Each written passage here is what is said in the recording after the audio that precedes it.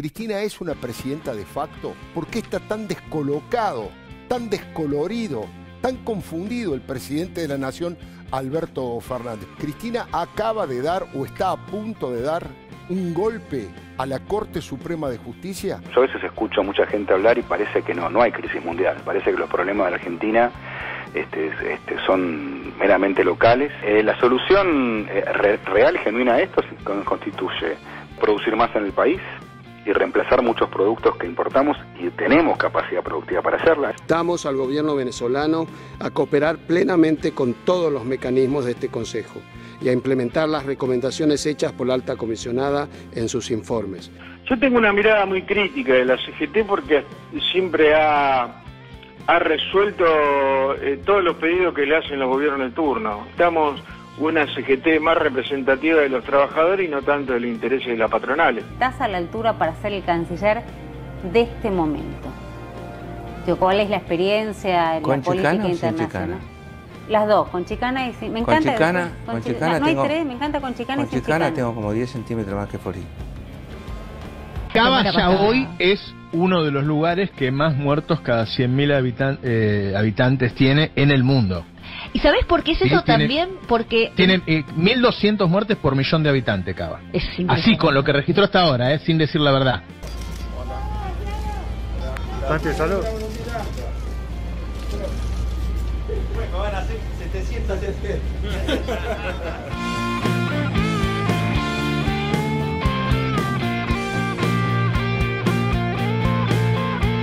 Buenas tardes a todas y a todos, bienvenidos a una nueva edición de Altadata, el lugar donde te enterás todo lo que pasa en un toque. ¿Cuántos muertos por coronavirus esconde la ciudad de Buenos Aires? ¿Cuántos faltan contar? Noticia exclusiva de Roberto Navarro que te contamos acá en Altadata y además el debate del día. El gobierno argentino votó a favor del informe de Bachelet ante la ONU que denuncia graves violaciones a los derechos humanos en Venezuela. ¿Qué opinas? ¿Estás a favor, en contra? ¿Estuvo bien o mal lo que hizo el gobierno de Alberto Fernández? Escribilo, dejaros tu comentario acá abajo.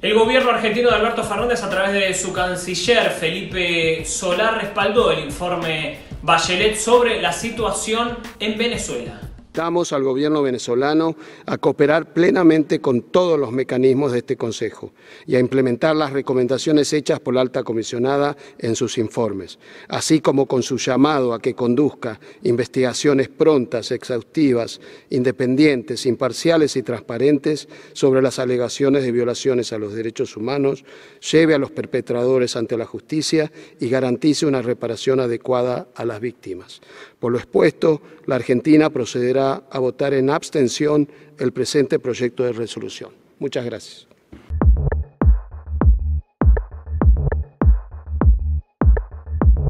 Hubo varias opiniones en contra de esta decisión del gobierno de Alberto Fernández. Una de las que mostró sus diferencias fue la ex embajadora Alicia Castro. Ahí estamos viendo que renunció a ser la embajadora argentina en Rusia, la habían propuesto, se bajó. Estos son los argumentos que usa en contra del voto en Naciones Unidas de la Argentina. En un tuit dijo: votó la resolución Felipe Solá del Grupo de Lima condenando a Venezuela con Bolsonaro, Duque, Piñera, Vizcarra, en cuyos países se violan flagrantemente los derechos humanos. México votó con Venezuela, un lamentable giro en nuestra política exterior. Bueno, ya empezamos a ver encuestas de los medios alineados con el macrismo que dicen que Juntos por el Cambio ya está primero para las elecciones de 2021, las elecciones legislativas, que el gobierno tiene mala imagen, que es un desastre. Vamos a ver datos acá, a ver, mirá. Ricardo Rubier y asociados, sobre lo que cree la gente que pasará de cara al 2021, mirá. Según su opinión, ¿el gobierno llegará a las elecciones de 2021 manteniendo su imagen actual o se modificará? El 39,5% dice que se va a mantener igual la imagen. Y el 31,5% dice que va a mejorar, o sea, hay casi un 70% que cree que va a estar igual o mejor la imagen del gobierno. Solo un 18% cree que va a empeorar. Vamos a ver Macri. ¿Usted considera que la oposición elegirá nuevamente a Macri como su líder o habrá otro polo emergente con Larreta, Vidal y otro? Se volverá a elegir a Macri, solo el 10% lo dice. Hay un 74% que ya da por hecho que Macri ya fue. Mientras desde este tipo de medios alineados con la anterior gestión se arman Cristina Palusa. Cristina es una presidenta de facto. Pepe Nun, un intelectual que fue secretario de Cultura de Kirchner, fue el que planteó el tema. Cristina es la presidenta de facto. Y he tomado ese concepto para tratar de explicar por qué está tan descolocado, tan descolorido, tan confundido el presidente de la Nación, Alberto Fernández. Primero de los temas. El segundo de los temas tiene que ver con lo siguiente. Le hago rápidamente la pregunta. Cristina acaba de dar o está a punto de dar un golpe a la Corte Suprema de Justicia. Ataca a la justicia por la cima, por el máximo tribunal, para apoderarse definitivamente de la justicia y buscar la impunidad y la venganza contra los exfuncionarios. Muchas veces utilizamos gobierno de facto, ese concepto gobierno de facto, como un sinónimo de dictadura. En realidad facto es un término latino que significa hechos consumados o por la fuerza de las circunstancias. Y es cierto, Cristina es la presidenta por la fuerza de las circunstancias y por un hecho consumado. A Alberto Pepe Nun le reservó el mismo lugar de antes, jefe de gabinete de Cristina. No hay doble comando, como algunos ingenuos o tranzas creían. Hay una usurpación del cargo por parte de Cristina, que es la única que manda en el gobierno.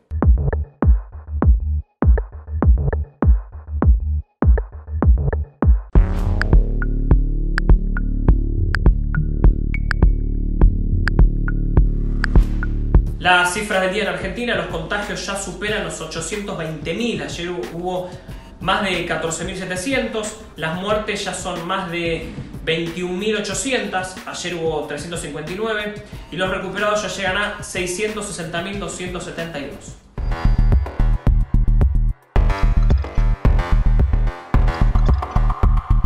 ¿Está atrasada la carga de datos en la ciudad de Buenos Aires?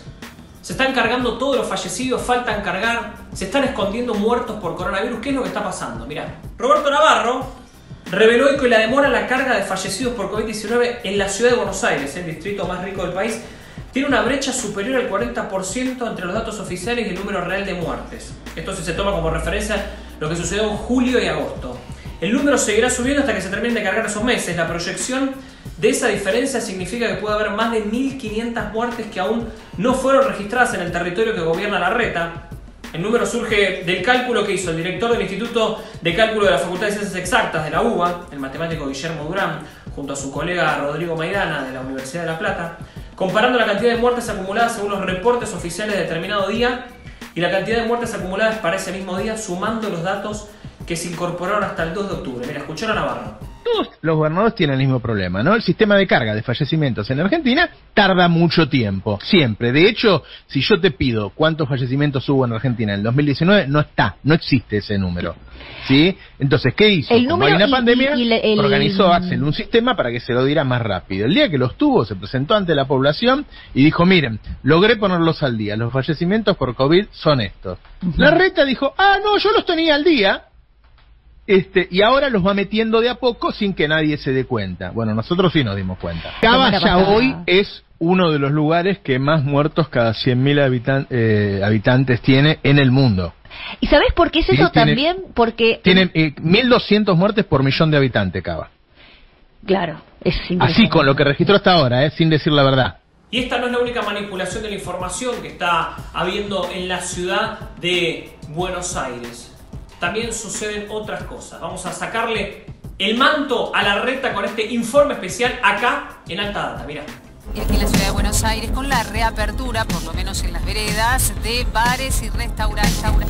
Pero ahora también puede haber mesas y servicio de mesas, con la posibilidad de juntarte con algunos amigos al aire libre. Eso va a ser a partir de hoy en la ciudad de Buenos Aires. Desde anoche se podía salir a correr, pero lo hicieron todos juntos en la ciudad de Buenos Aires. Si no fuera por el personal de limpieza estaríamos más expuestos, los bioquímicos, los enfermeros, los camilleros. todos o somos un grupo? Mira, escucho a alguien gritar que es todo mentira. Te juro que digo, listo, chicos, hagan lo que quieran. Hagan lo que quieran. Duele un montón que la gente diga que esto es una mentira. Polémica que se encendió en la ciudad de Buenos Aires cuando Horacio Rodríguez Larreta, el jefe de gobierno porteño, anunció que más de 5.000 chicos porteños van a retomar las actividades presenciales después del 7 de septiembre. Los médicos, enfermeros, kinesiólogos y otros miembros de la comunidad de la terapia intensiva sentimos que estamos perdiendo la batalla. Sentimos que los recursos para salvar a los pacientes con coronavirus están agotados. No podemos acompañar más aperturas. Hoy reabren los hoteles en la ciudad de Buenos Aires.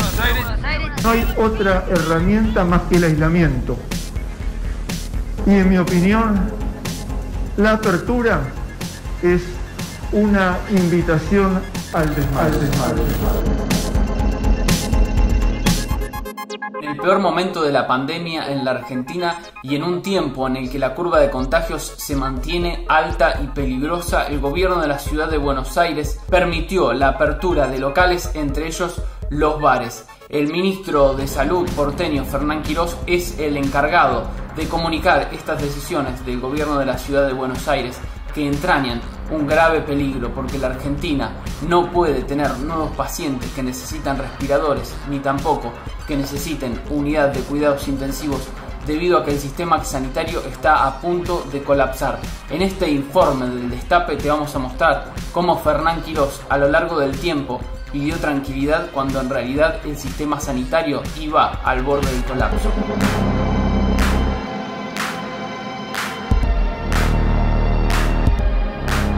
El 9 de mayo el ministro Fernán Quirós daba una entrevista en Radio Mitre donde decía que la ciudad de Buenos Aires ingresaría a una curva de contagios absolutamente controlada. Ese día la ciudad de Buenos Aires se convertía en el distrito de la Argentina con más casos.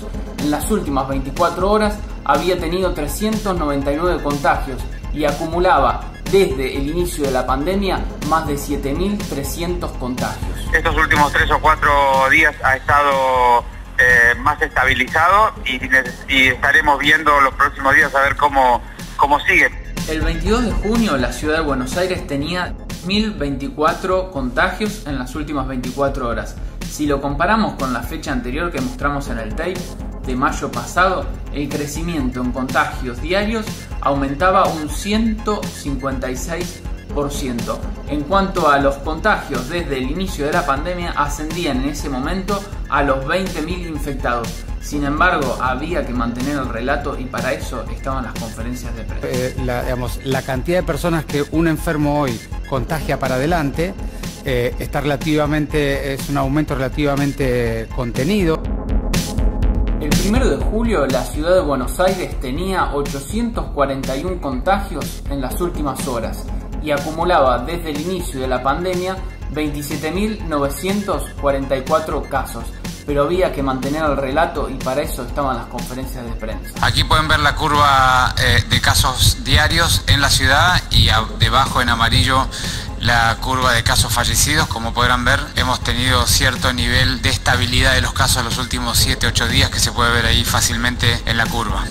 Llegamos al 13 de julio. Ese día la ciudad de Buenos Aires contabilizaba en las últimas 24 horas 841 nuevos contagios y desde el inicio de la pandemia contabilizaba en total 39.195 contagiados. Sin embargo, para Quirós no había nada por qué alertarse. Hay una evidente estabilización de los datos y de los casos por día, con más y menos, como siempre ocurre en esta epidemia, pero hay una estabilización evidente de los datos que seguiremos viendo estos días para confirmar efectivamente cómo evolucionamos. Allá por el 8 de julio, el ministro porteño Fernán Quirós le daba una entrevista en Radio Mitre a Marcelo Bonelli. En la nota decía que había datos que mostraban que la curva de contagios en la ciudad de Buenos Aires iba en un claro descenso. Ese día la ciudad de Buenos Aires tuvo 1.105 nuevos contagiados y tenía desde el inicio de la pandemia 44.498 contagiados. Si se compara ese día, el 8 de julio, con la fecha que mostramos en el tape anterior, el aumento de casos había sido del 28%. En la ciudad se ha terminado o se ha planchado o se ha horizontalizado. Tenemos la misma cantidad de casos hace 20 días. Eso es una muy buena noticia y si seguimos sosteniendo los comportamientos sociales que debemos sostener, probablemente las próximas 2 a 4 semanas empecemos a desandar y empezaremos a ver un escenario muy diferente para adelante. Esta vez en conferencia de prensa y esta vez el 20 de julio, Quirós decía que en unas semanas las cosas se iban a ir acomodando. Es una curva que se ve que la cantidad de casos cotidianos lleva varias semanas más o menos estable. El 27 de julio la ciudad de Buenos Aires tenía en un día 1.059 nuevos contagiados y desde el inicio de la pandemia acumulaba 55.046. Sin embargo, el gobierno porteño no paraba de hacer aperturas. Desde aquella semana donde habían aumentado significativamente los casos, los números por día están relativamente estables. El 10 de agosto la ciudad de Buenos Aires tenía 870 nuevos contagiados en las últimas 24 horas y acumulaba desde el inicio de la pandemia 70.056 casos positivos. El 10 de agosto faltaban solo 7 días para que se cumpla la llamada madurez de la curva. Sin embargo, el show debía continuar. Cuando ustedes ven los datos de la ciudad, pueden ver que llevamos varias semanas, fíjense allí, llevamos varias semanas que la curva no tiene una forma de ascenso exponencial. Ahí se ve con toda claridad. Entonces, eso denota que es una curva que está en transición. Llevará una semana más, una semana menos, no me gusta hablar de número. Pero sí claramente tenemos una curva en transición que está madurada, que no tiene un ascenso exponencial como tienen las curvas cuando están activadas.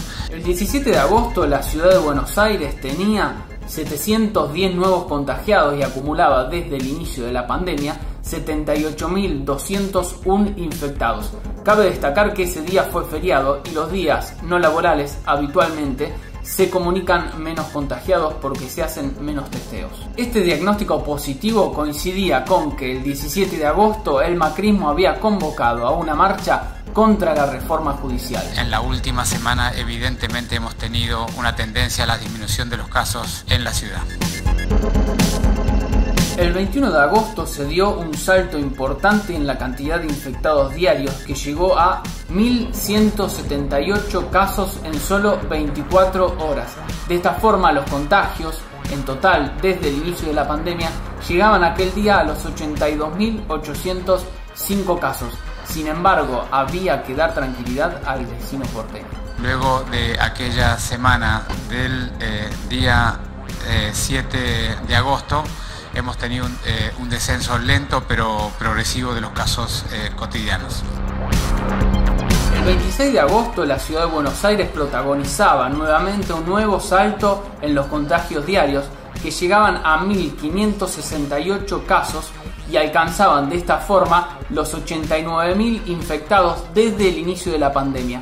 Habían pasado ya 10 días de aquel día en que Fernán Quirós había vaticinado la caída de los contagios en la ciudad de Buenos Aires y el amesetamiento de la curva. Sin embargo, las cosas pueden fallar, ¿no? Como ustedes pueden ver ahí en la curva, lo que venimos diciendo, que luego de esa semana del 3, 4 y 5 de agosto que hemos tenido la mayor cantidad de casos o el pico de casos en nuestra curva, tendemos una tendencia leve pero sostenida hacia el descenso de casos cotidianos. Del otro lado de la General Paz estaba el gobernador bonaerense Axel Kicillof, que intentaba hacer comprender a la comunidad lo peligroso que eran las decisiones que tomaba el gobierno de la ciudad de Buenos Aires y alertaba que no estaban de acuerdo en aceptar ni tampoco en colaborar con las medidas de apertura que tomaba el gobierno porteño en medio de la escalada de contagios por coronavirus. Es un error abrir prematuramente. Es un error abrir de más. Es un error.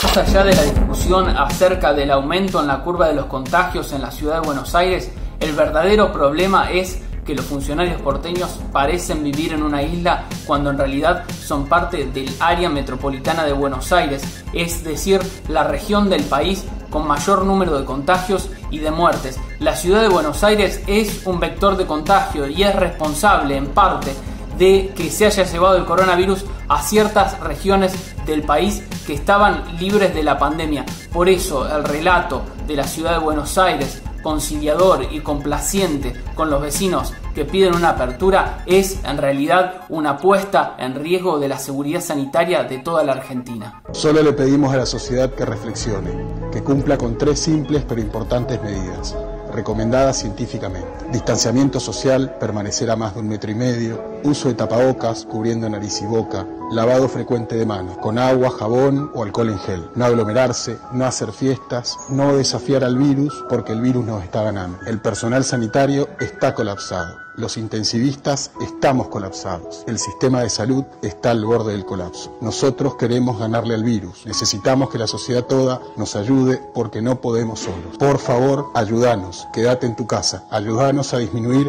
el ingreso de pacientes. No queremos que seas el próximo paciente en nuestra terapia intensiva.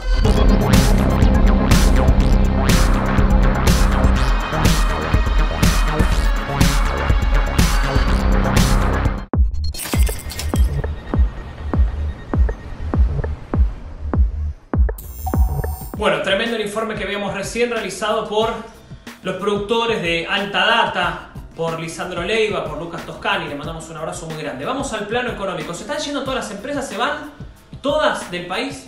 ¿Es cierto eso? Como leemos en otros medios. Tenemos una situación que creo que responde a 2 aspectos. Primero, a la situación de crisis heredada del gobierno de Macri, que dejó un verdadero desbarajuste a nivel financiero, donde el país estaba virtualmente en default y hubo que solucionar primero el problema de los bonistas, que se logró hace pocas semanas, y en ese escenario, por supuesto, sumado a una crisis internacional sin precedentes, que a veces se olvida, Roberto. Yo a veces escucho a mucha gente hablar y parece que no hay crisis mundial, parece que los problemas de la Argentina son meramente locales, y se olvidan que el Producto Bruto Mundial está cayendo aceleradamente, lo que cayó España, Francia.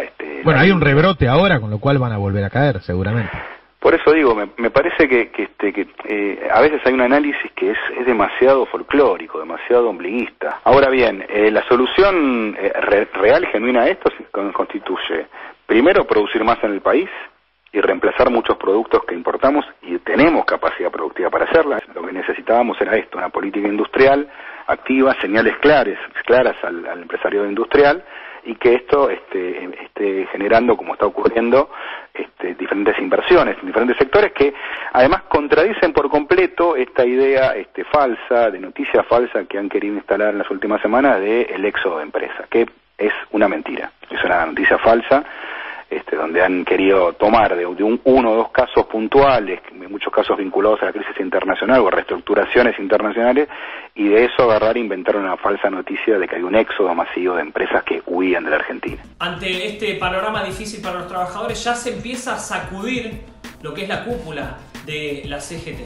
Yo tengo una mirada muy crítica de la CGT porque siempre ha resuelto todos los pedidos que le hacen los gobiernos de turno. Es decir, todos los pedidos de las patronales y del gobierno lo han aceptado sin siquiera tener ningún tipo de negociación y sin siquiera darnos la posibilidad a los secretarios generales nacionales que podamos dar nuestro punto de vista. Me parece que en ese sentido nosotros necesitamos una CGT más democrática y represente los intereses de los trabajadores, porque los trabajadores ya venían mal de 4 años del macrismo, y después con lo de la pandemia empeoró aún más la situación. Entonces me parece que en ese sentido necesitamos una CGT más representativa de los trabajadores y no tanto de los intereses de las patronales. A los dirigentes de la CGT no le importa la opinión de nadie, solamente la opinión de los que ellos se sientan a la mesa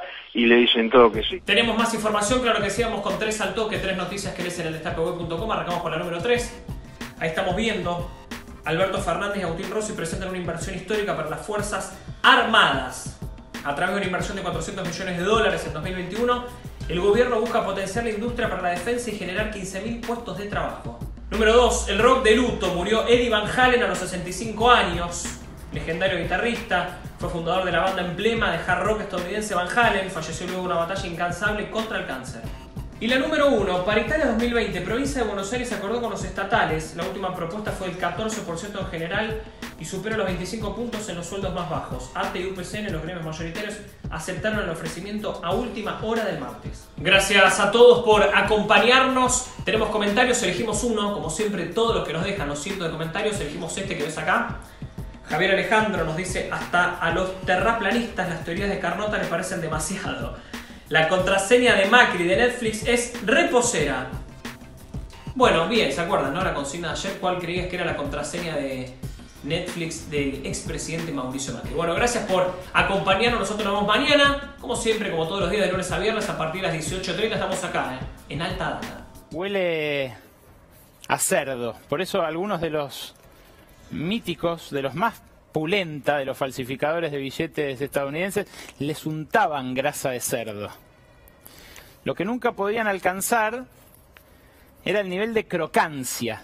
Este sonidito que hace. Lo crocante de $1. Esto no lo viste jamás hacer a nadie, ¿no? ¡No!